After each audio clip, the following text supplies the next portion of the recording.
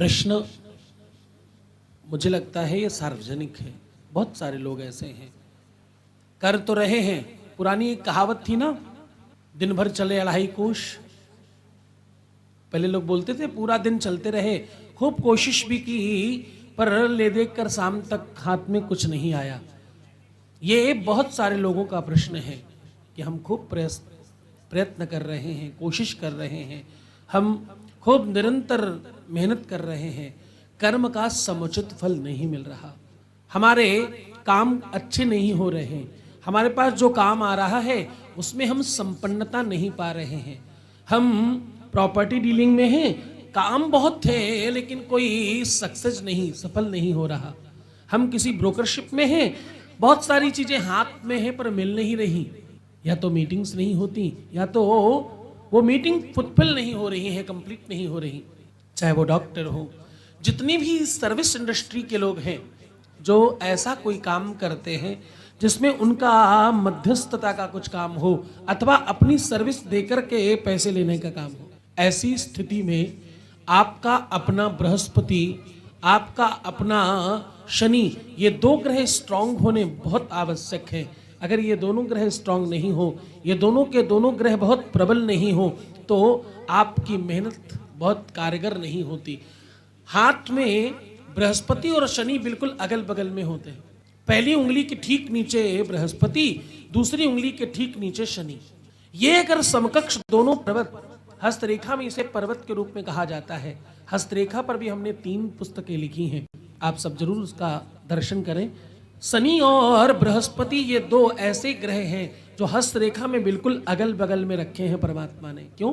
क्योंकि उन्हें मालूम था कि आपका विवेक और आपका कर्म, ये दोनों जब पूरा तरह से अनुकूल होंगे तभी आपकी उन्नति हो पाएगी, तभी आप विजयश्री वाला, ये जो विक्ट्री वाला साइन है, आप तभी दिखा पाएंगे। बृहस्पति और शनि आप दिखाते हैं, आप कहते हैं जीत गए। विक्ट्री यानी विजयश्री, विजयश्री चाहिए तो बृहस्पति और शनि दोनों अनुकूल होने चाहिए। इसका दूसरा मानस भी है, बृहस्पति मतलब धर्म और शनि मतलब कर्म। धर्म और कर्म ये दोनों अनुकूल हो और सकारात्मक हो। मैं क्या कहना चाह रहा हूं? मैं ये कह रहा हूं, जब तुम्हारे कर्म में धर्म समाहित नहीं होगा, ये पूरे चक्कर का मतलब क्या था? तुम्हारे कर्म में अगर धर्म का छौंक नहीं है तो स्वाद नहीं आएगा, टेस्ट नहीं आएगा। धर्म में कर्म और कर्म में धर्म, ये समाहित होना चाहिए। बृहस्पति और आपका शनि दोनों अनुकूल हो जाएंगे। तुम्हारे कर्म में धर्म को अंदर डालो। जरा सोच कर बताना, आज आपका दूसरा प्रश्न है, दूसरे दिन भी आपका ये प्रश्न है। आपने मन में एक भी बार विचार किया कि मुझे प्रेमेश्वर महादेव में भूमि दान करना? सत्य बोलना, सावन चल रहा है, तुम्हें महादेव की सौगंध है। नहीं सोच पाए। मोबाइल से देखते हैं, भूमि दान के संदर्भ में एक क्षण नहीं सोचा। सोचे हैं बहुत। देखिए ये बड़ी दिव्यता है। जैसे ही तुम्हारे कर्म में धर्म जुड़ेगा, 1 गज 2100 रुपए का मात्र। अरे हम कह रहे 1 इंच दे सकते हैं क्या? आधा इंच, 1 सुई की नोक के बराबर कर सकते हैं क्या? इससे कम सामर्थ्य किसी की भी नहीं है।